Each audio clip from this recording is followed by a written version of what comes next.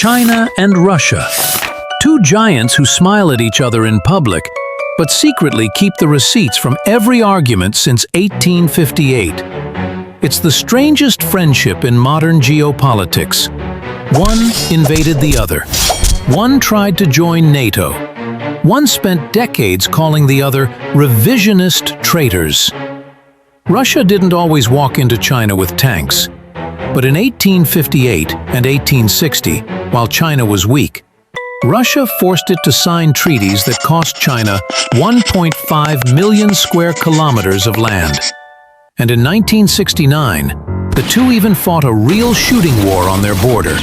And yet today, China is the country quietly keeping Russia alive in the Ukraine war, with trade, tech, diplomatic cover, and a whole lot of "we support peace," but also maybe whatever Russia is doing. Why? Why would China support a war it doesn't even like? For a country it doesn't fully trust. Against a West it still wants to sell electric cars to. Let's go back, way back, because the answer starts long before Putin, long before Xi, and even long before communism. People think China and Russia are natural allies. No, these two powers spent centuries staring at each other like suspicious neighbors arguing over a long fence. In the 1600s and 1700s, the Russian Empire kept sliding south like a man trying to accidentally sit on someone else's sofa. China, under the Qing dynasty, pushed back. For a while, the two empires managed a tense, frozen peace. But when China weakened in the 1800s, Russia suddenly became very enthusiastic about border adjustment. And by border adjustment, I mean taking 1.5 million square kilometers of Chinese land. That includes Vladivostok, literally named Rule the East. Imagine losing your coastline and the other side immediately calling it "We own the East." China hasn't forgotten this. Fast forward to the 1950s. The Soviet Union became Communist China's big brother. But like all big brothers, it came with lectures, judgment, and absolutely terrible gifts, like half-finished nuclear reactor plans. By the 1960s, the two were enemies. Mao called the Soviets fake communists. The Soviets called Mao a lunatic. In 1969, they even had a shooting war at Zhenbao Island. This was not a friendship. It was an extremely complicated neighbor dispute with nuclear weapons. When the Soviet Union collapsed, Russia was desperate. It wanted foreign investment, Western approval, and maybe a seat at the grown-ups table. Putin even asked about joining NATO. Yes, the same man who now calls NATO his eternal enemy. But the West did not take him seriously. And nothing creates long-term bitterness like being told, "Sorry, this club is full. Try Beijing." When Russia failed to enter the Western family, it slowly moved toward China. Not out of love, but because China was the only door still open. So now we arrive at the present. Russia invades Ukraine. Europe shuts its doors. The US throws sanctions like free samples. And China steps in saying, "We support peace, but also our neighbor, but also peace, but also, yes, we'll take the discounted oil." Here's the real reason China keeps Russia close, told simply and clearly. First reason, China doesn't want a pro-Western Russia. Imagine China facing the United States alone. No friendly giant next door, no northern buffer, a defeated Russia replaced by a pro-Western government.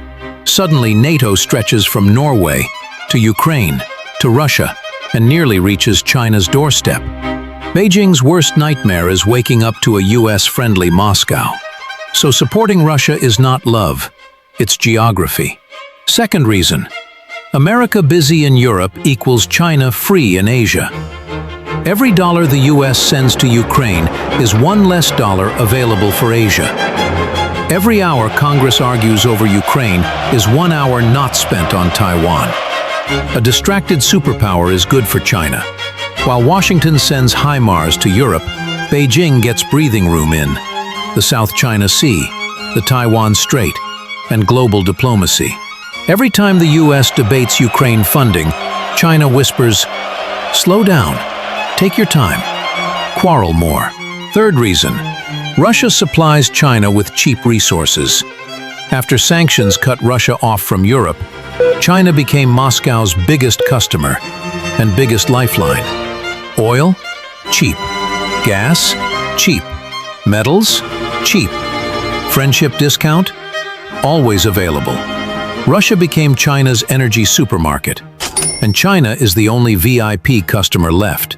Fourth reason, Russia now depends on China. China loves stability, and nothing is more stable than a neighbor who relies on you for almost everything. Today, Russia depends on China for electronics, banking, the yuan, industrial supplies, and access to global markets. Putin might not enjoy being the junior partner, but geopolitics is not a buffet. You don't get to choose your seat. China may gain strategically, but economically, this friendship feels like buying a sports car during a recession. China loses Europe, the market that matters. Before the Ukraine war, Europe was China's favorite customer. Now Europe sees China as Russia's secret banker, the guy supplying dual-use tech, and the country refusing to condemn invasion. The result? Tariffs, investigations, cancelled deals, and a very cold atmosphere in Brussels. China risks US secondary sanctions. Washington has already warned Chinese banks and companies. One wrong move, and China's access to dollars gets squeezed. China hurts its own economy. Foreign companies are moving supply chains out of China. Investors are nervous. Tech access is shrinking. Youth unemployment is rising. Developing countries are watching too. If China supports Russia's invasion, small countries worry that China might support invasions anywhere, including near their borders. India, Vietnam, and the Philippines are already more suspicious. So, is it worth it for China? Here's the uncomfortable truth. Strategically, yes, it's worth it. China gets a loyal buffer, a distracted America, cheap resources, huge leverage over Moscow, a partner in weakening Western power, and China loves leverage. But economically, absolutely not. China is sacrificing access to Western markets, foreign investment, advanced technology, and trust. China's economy is $18 trillion. Russia's is $2 trillion. Supporting Russia is like losing your big clients to protect your one small client who keeps starting fights. Their future is not romantic, it's transactional. Russia is shrinking, China is rising. One needs money, the other needs a geopolitical partner.